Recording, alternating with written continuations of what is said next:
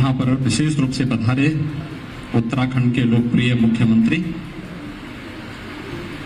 माननीय श्री पुष्कर सिंह धामी जी, पूज्य स्वामी जूनाखड़ा के आचार्य महामंडलेश्वर स्वामी अवधेशानंद गिरी जी महाराज, उत्तराखंड के पूर्व मुख्यमंत्री, देश के पूर्व शिक्षा मंत्री और लोकप्रिय सांसद डॉक्टर रमेश पोखरियाल निशंक जी, लोकप्रिय विधायक और भारतीय जनता पार्टी के प्रदेश के अध्यक्ष माननीय श्री मदन कौशिक जी, माननीय विधायक श्री आदेश चौहान जी, संयोजक स्पर्श गंगा अभियान सुश्री आरुषि निशंक जी, स्पर्श गंगा अभियान के साथ जुड़े हुए सभी महानुभाव और उपस्थित भाइयों बहनों, मैं यहां पर उपस्थित आप सभी महानुभावों को स्पर्श गंगा अभियान के साथ जुड़ने के लिए हृदय से अभिनंदन करता हूं। भाइयों बहनों, जब हम गंगा की बात करते हैं, इसको मैं महज संजोग नहीं मानता। ठीक इससे पहले का जो कार्यक्रम था हमारा, जिसमें उत्तर प्रदेश सरकार और उत्तराखंड सरकार में परिसंपत्तियों के संबंधित विवाद के समाधान की दिशा में एक महत्वपूर्ण कदम आगे बढ़ाया है। अलकनंदा होटल उत्तराखंड सरकार को सौंपा गया। उत्तर प्रदेश सरकार भागीरथी के नाम पर वहां पर एक नया पर्यटन आवास गृह का संचालन आज से प्रारंभ करेगी। इस कार्यक्रम को प्रारंभ करने का आपने नाम देखा होगा। गंगा तब बनती है जब भागीरथी और अलकनंदा मिलती है,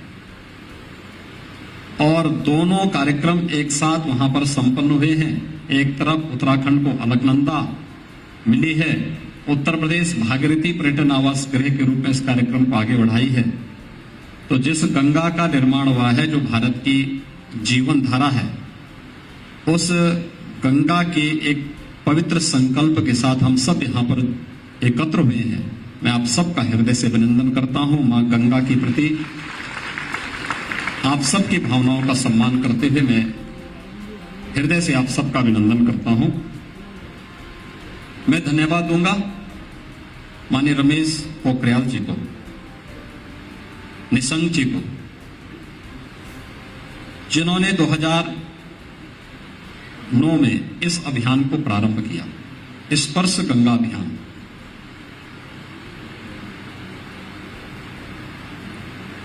हम सब जानते हैं गंगा भारत की जीवन धारा है। दुनिया के अंदर जितनी भी संस्कृति पनपी है, वे किसी न किसी नदी के तट पर पनपी है। और हमारे यहां तो सामान्य रूप से किसी भी नदी को लोग सामान्य जनभाषा में गंगा के रूप में ही संबोधित करते हैं। गंगा तालाब, मैं मॉरिशस में गया था। मॉरिशस में लगभग 200 वर्ष पहले जो भारत से कामगार और श्रमिक गए थे, उन्होंने उस देश का निर्माण किया। वहां पर उन्होंने अपनी आस्था को कैसे सजो करके रखा था। वे लोग पढ़े लिखे नहीं थे, श्रमिक के रूप में गए थे। गिरमिटिया श्रमिक के रूप में वहां पर गए थे, और गिरमिटिया श्रमिक के रूप में उन्होंने जो कार्य प्रारंभ किया, अपने साथ यहाँ की आस्था को लेकर के गए थे। मुझे वहां कई घरों के अंदर जाने का अवसर प्राप्त हुआ, और मैं एक बात देखता था कि वहां पर वे लोग कैसे उन्होंने रामचरितमानस की पोथी आज भी रखी हुई, 200 वर्षों के बाद भी। मैंने वहां लोगों से पूछा, मैंने कहा क्या इसको पढ़ना जानते हैं? उन्होंने कहा नहीं, लिपि का ज्ञान नहीं। लेकिन रामचरितमानस और भोजपुरी में वे लोग अपना बोलते हैं, अवधी में अपनी भाषा बोलते हैं। आज भी मॉरिशस में गंगा तालाब बना करके अपनी आस्था को व्यक्त किया है उन्होंने। जो मीठा पानी का तालाब वहां पर, क्योंकि मॉरिशस छोटा सा देश है, चारों ओर से समुद्र से घिरा हुआ एक टापू है, खारा पानी है, लेकिन जो उस देश में मीठा पानी का तालाब था, उस मीठे पानी के तालाब को उन्होंने, मीठे जल के तालाब को उन्होंने गंगा तालाब के रूप में व्यक्त करके उसका नामकरण करके उसकी पूजा ऐसे करते हैं जैसे हम यहाँ गंगा पूजा करते हैं, गंगा जी की आरती करते हैं, गंगा जी के साथ हमारा संपर्क और संवाद है। दुनिया के अंदर जहां कहीं भी हम जाते हैं, भारतवंशियों ने इसी प्रकार की परंपरा को किया है। गंगा के प्रति एक निष्ठ जो आस्था है, निष्ठा है, वहां पर हम सबको देखने को मिलती है। और हम तो सब गंगा पुत्र हैं, हिमालय पुत्र हैं। ये तो हमारा दायित्व बनता है कि हम अपने इस दायित्व का यहां रह करके निर्वहन कर सके। और मुझे बताते हुए प्रसन्नता है कि नमामि गंगे परियोजना ने इस दिशा में बहुत अभिनंदनीय कार्य किया है। भाइयों बहनों, क्योंकि मां गंगा गंगोत्री से लेकर गंगा सागर तक 2500 किलोमीटर से अधिक की यात्रा तय करती है। 2500 किलोमीटर की इस यात्रा में जो सर्वाधिक क्षेत्रफल है वह उत्तर प्रदेश के अंदर आता है। 1000 किलोमीटर की 5 राज्य हैं और उसमें से 1000 किलोमीटर की दूरी उत्तर प्रदेश में तय होती है। हमारे जनपद बिजनौर से लेकर के और जनपद बलिया तक मां गंगा 1000 किलोमीटर की जिस यात्रा को पूरी करती है, इसमें हरिद्वार के बाद तो अनेक ऐसे क्रिटिकल पॉइंट आ जाते थे जहां पे गंगा नदी नहीं बल्कि नाला जैसे दिखने लगती थी। उनमें से कानपुर एक जगह थी। कानपुर में एक नाला था, उसका नाम था सीसा मऊ नाला। 14 करोड़ लीटर सीवर प्रतिदिन वहां से गंगा में गिराया जाता था। उसके आगे एक और नाला पड़ता, उसका नाम जाज मऊ था। वहां पर जितना भी ये चमड़े का उद्योग है ना, चमड़े के उद्योग का जितना भी जहरीला कचरा था वो सब गंगा जी में डाला जाता था। और उसके बाद मां गंगा में एक भी जलीय जीव नहीं बचे थे। कोई मछली नहीं, कोई कीड़ा भी नहीं, कुछ भी नहीं था।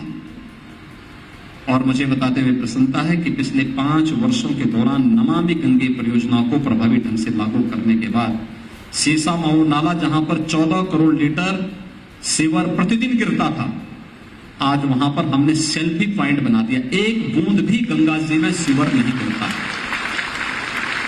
एक बूंद भी नहीं। ऐसे ही जाज मऊ में जब हमने जितने भी वहां पर चमड़े के उद्योग थे, मैंने उनको कहा कि या तो उद्योग बंद होगा या फिर ट्रीटमेंट प्लांट बना करके जो पानी यहां से निकलेगा ये गंगा जी में नहीं जाएगा, बल्कि इसको तुम्हें खेतों में पानी डालने के लिए, सिंचाई के लिए इसका उपयोग करना होगा, और गंगा जी में कतई इसको नहीं डालने देंगे। आज आप देखते होंगे फिर से जलीय जीव जाज मऊ में हम लोगों को कानपुर के अंदर देखने को मिलते हैं। हर प्रकार के जलीय जीव वहां पर आ गए हैं। मेरा ये मानना है, जब हम लोग प्रयागराज कुंभ का आयोजन कर रहे थे तो प्रयागराज कुंभ में हमारे लिए सबसे बड़ी चुनौती थी कि पूज्य संतों की जो सबसे बड़ी, हमारे पूज्य संतजन एक बात की मांग करते थे कि हमें अविरल गंगा, निर्मल गंगा चाहिए स्नान करने के लिए। उनको अपने भौतिक संसाधनों से इतने मतलब नहीं था, टेंट कितना मिलेगा, सुविधा कितनी मिलेगी, सुरक्षा क्या मिलेगी, उसकी कोई चिंता नहीं थी। उनकी एक ही चिंता होती थी कि क्या हमें स्नान करने के लिए शुद्ध गंगा जल मिल जाएगा, संगम में क्या शुद्ध जल होगा, हमारे लिए चुनौती थी। और आज मुझे बताते हुए प्रसन्नता है कि 2019 ने दिव्य कुंभ और भव्य कुंभ का जो रूप सबके सामने प्रस्तुत किया। 24 करोड़ से अधिक श्रद्धालु आए थे प्रयागराज कुंभ में। यूनेस्को को हेरिटेज के रूप में प्रयागराज कुंभ को स्थापित करना पड़ा, मानवता के अमूर्त सांस्कृतिक धरोहर के रूप में से मान्यता देनी पड़ी। और प्रयागराज कुंभ के उस उदाहरण के बाद जब हम लोग इस यात्रा को लेकर के आगे चले, वाराणसी में मुझे याद है 2020 का बात, 2020 को गंगा जी में बाढ़ आई थी। वाराणसी में कई शहरों में, कई शहर के अंदर कहीं मोहल्लों में पानी आ गया था, बाढ़ का पानी घुस गया था, मुझे वहां जाने का अवसर प्राप्त हुआ था। मैं गया था वहां पर, मैंने वहां पर एनडीआरएफ के जो जवान थे जो वहां सेवा कार्य कर रहे थे, मैं उनके साथ स्टीमर में बैठा, एक कॉलोनी में हम जा रहे थे। एनडीआरएफ के डीआईजी भी उसमें मेरे साथ बैठे हुए थे। मैंने उनसे पूछा, मैंने कहा आप कब से यहां पर हैं? तो उन्होंने कहा कि मैं पिछले 3-4 वर्षों से यहां पर हूं। मैंने कहा ये बाढ़ आई है, इसमें तो बाढ़ में कुछ नहीं कह सकते, लेकिन क्या आपको लगता है नमामि गंगे परियोजना के पहले और नमामि गंगे परियोजना के बाद कोई अंतर आया? उन्होंने कहा हाँ साहब, 2000 नमामि गंगे परियोजना को उत्तर प्रदेश सरकार में 2017 के पहले प्रभावी ढंग से लागू नहीं हो पा रहा था, लेकिन जब से यहां पर भारतीय जनता पार्टी की सरकार बनी, तो सरकार बनने के बाद यहां पर जब नमामि गंगे परियोजना का काम प्रारंभ हुआ और दोनों केंद्र और प्रदेश सरकार ने मिलकर काम प्रारंभ किया, 2017 के पहले हम लोग अपनी नियमित प्रैक्टिस करते थे गंगा जी में, और जब हम लोग प्रैक्टिस करते थे, एक सप्ताह प्रैक्टिस करते थे 2017 के पहले, हमारी पूरी बॉडी में लाल लाल चकत्ते उभर जाते थे। यानी ये बताता था कि गंगा जी का जल आचमन तो दूर, यह पीने लायक भी नहीं है, आचमन करने लायक भी नहीं है, यानी वह पीने लायक भी नहीं है, और स्नान की बात तो बहुत दूर हो जाती है, आचमन के लिए भी नहीं। और कहा अब हम लोग महीनों महीनों प्रैक्टिस करते हैं, कोई समस्या नहीं होती, क्योंकि अब गंगा इतना शुद्ध हो चुकी है कि हम स्नान भी कर सकते हैं, उसका आचमन भी कर सकते हैं। और फिर उन्होंने कहा कि अब एक बार आइए बरसात के बाद, आपको हम लोग गंगा जी में अब डॉल्फिन दिखाएंगे। गंगा जी में अब डॉल्फिन फिर आ गई। यानी मोदी जी के नेतृत्व में नमामि गंगे परियोजना ने इतना पवित्र कार्य किया है, एक मर रही नदी को पुनर्जीवित करके हम लोगों ने जो काम किसी कालखंड में महाराज भगीरथ ने किया था, वही कार्य आज नमामि गंगे परियोजना के माध्यम से प्रधानमंत्री मोदी जी ने किया है, और सचमुच यह अभिनंदनीय कार्य है।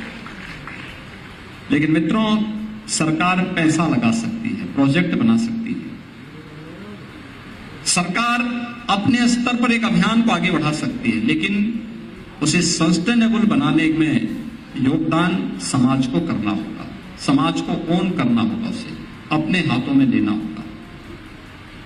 अपने हाथों में जवाब लेंगे कि नहीं, ये मेरी भी जिम्मेदारी बनती है, हम गंगा जी में कुछ भी गंदा नहीं होने देंगे। गंगा जी का कोई भी सहायक नदी हो, गंगा नमामि गंगे परियोजना का मतलब जो गंगा नदी नहीं, जो गंगोत्री से गंगा सागर तक बहती है, गंगा और उसकी सभी सहायक नदियों को हमें इसके लिए तैयार करना होगा, और उसकी तैयारी के लिए आवश्यक है कि हम लोग प्रयास करें।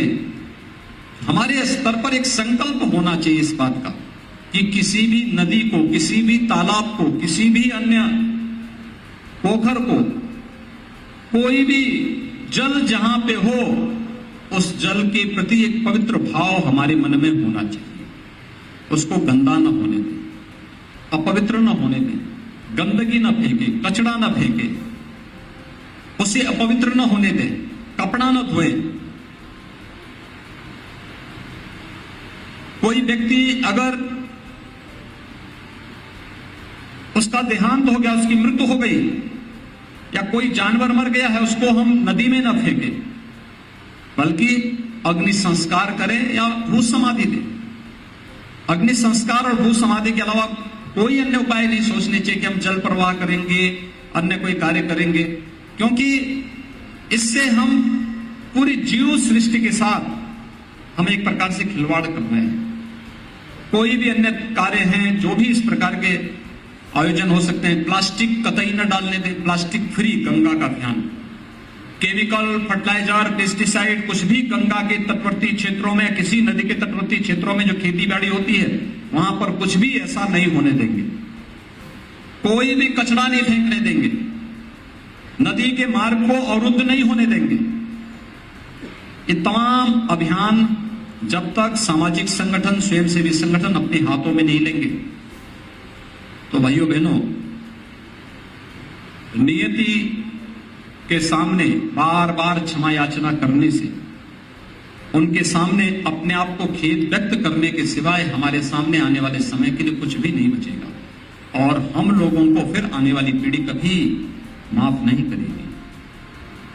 प्रधानमंत्री मोदी जी ने नमामि गंगे परियोजना के माध्यम से गंगा की अविरलता और निर्मलता के लिए जो कार्य किया है, उस कार्यक्रम के साथ हर उस नागरिक का जो ये मानता है कि गंगा हमारी आस्था ही नहीं, हमारा जीवन भी है, हमारे लिए जीवन दायिनी है। याद रखना, अगर गंगा और यमुना जैसी नदियां उत्तर भारत में नहीं होती तो थार के मरुस्थल जैसी इस भूमि की स्थिति होती। दुनिया की सबसे उर्वरा भूमि अगर इस विशाल गंगा और यमुना के तो आपको और इस पूरे क्षेत्र को, जो आप हरिद्वार से लेकर के और आपको गंगा सागर के तट तक देखने को मिलता है कि दुनिया का सबसे उपजाऊ भूमि है। यह भूमि इतनी विस्तृत भूभाग में फैली हुई, लगभग 64 लाख हेक्टेयर की भूमि, इतना विशाल मैदान, दुनिया का एक बार नहीं, एक बार फसल उत्पादन करेंगे 3-3 बार के लिए उनका भरपेट भोजन उपलब्ध कराने की क्षमता रखती है। मां गंगा की ही कृपा है इसके पीछे, और इसके लिए हम सबको मिलकर के इस अभियान के साथ जुड़ना पड़ेगा कि गंगा हमारा जीवन भी है, हमारी जीविका भी है, हमारी आस्था भी है और हम सबके जीवन का आधार भी है। ये दोनों जब एक साथ मिलकर के चलेंगे तो यह अभियान सफलता की एक नई ऊंचाइयों तक पहुंचेगा। और मैं धन्यवाद दूंगा निशंक जी को कि उन्होंने इस अभियान का शुभारंभ किया और आज उनकी सुपुत्री इसके राष्ट्रीय संयोजक बनकर के स्पर्श गंगा अभियान के माध्यम से एक एक नागरिक को जोड़ने का कार्य कर रही है। सरकार के स्तर पर प्रयास हुआ है, हम हर जनपद में गंगा समिति का गठन करें और गंगा समिति वहां पर अवेयरनेस के कार्यक्रम के साथ लोगों को जोड़ रही है। उत्तर प्रदेश में तो हम लोगों ने गंगा यात्रा ही निकाली थी, एक बलिया से निकली थी और एक बिजनौर से निकली थी। एक तरफ यात्रा में मैं चला था, एक तरफ हमारी राज्यपाल चली थी। उद्देश्य एक ही था, जन जागरण का। अगर सभी गंगा मां के प्रति आस्था व्यक्त करने वाले सभी संगठन एकजुट होकर के कार्य करना प्रारंभ कर देंगे, परिणाम हम सबके सामने आ जाएंगे और हमें इस अभियान के साथ जुड़ना होगा। मैं धन्यवाद दूंगा कि आज स्पर्श गंगा के साथ साथ स्पर्श हिमालय के भी कार्यक्रम को हमें देखने का अवसर प्राप्त हुआ है। हिमालय तो ये तो देवभूमि कहलाने का हमें अधिकारी बनाया है, तो देवराज हिमालय ने बनाया है। एक पर्वतराज हिमालय के कारण है और हिमालय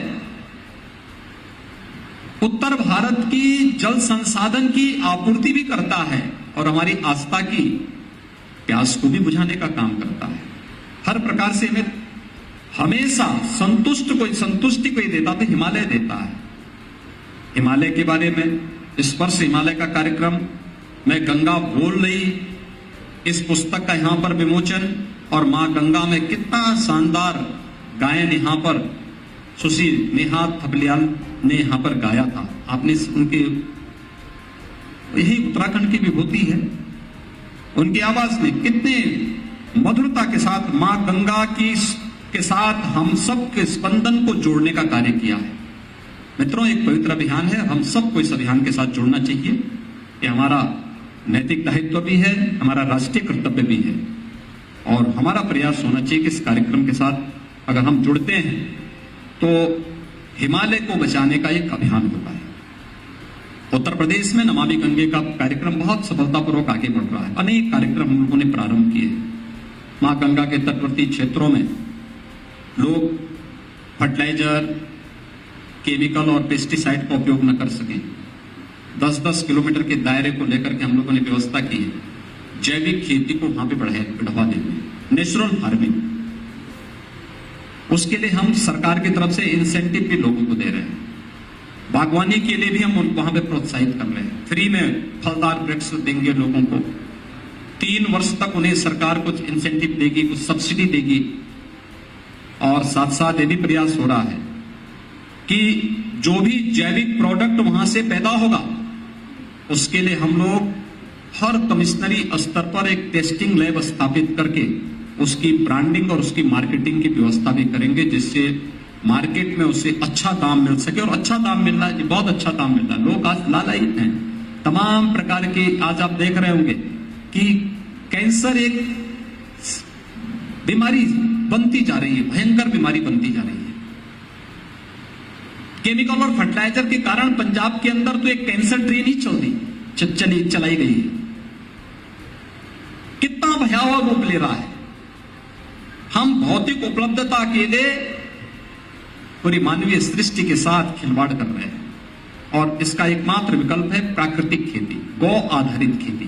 गौ माता की रक्षा भी करना, गंगा माता की रक्षा भी करना, और इसके माध्यम से हिमालय की रक्षा भी करना।